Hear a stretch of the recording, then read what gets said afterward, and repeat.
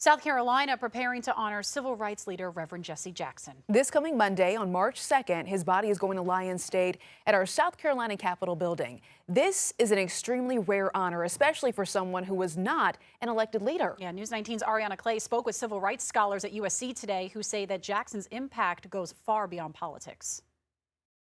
From Greenville to the global stage, Reverend Jesse Jackson's life has long been tied to South Carolina. To honor his life, Governor Henry McMaster has ordered that Jackson will lie in state inside the South Carolina State House on Monday, March 2nd. This came after a request to the governor from Jackson's family. Todd Shaw, professor and chair of the Department of African American Studies at USC, says a moment like this is rare. It's quite rare. They lie in state. Is a honor being conferred by the state to say this is a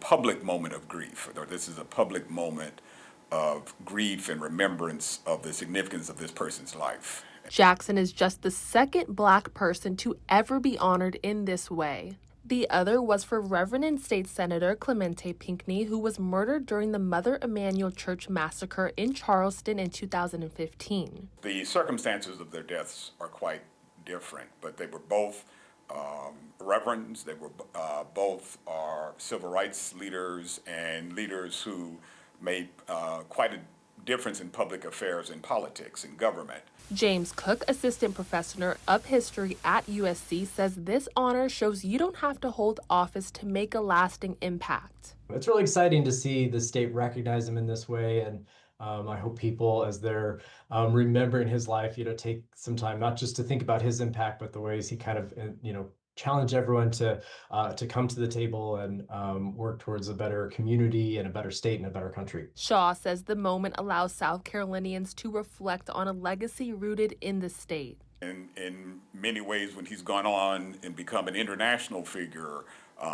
his South Carolina roots still matter. And so that's why South Carolina can still take some pride in the ways in which we can claim Reverend Jackson and he claimed us. In Columbia, Ariana Clay, News 19 WLTX. And also on Monday, Governor Henry McMaster has ordered flags atop the State House to be lowered to half staff from sunrise to sunset.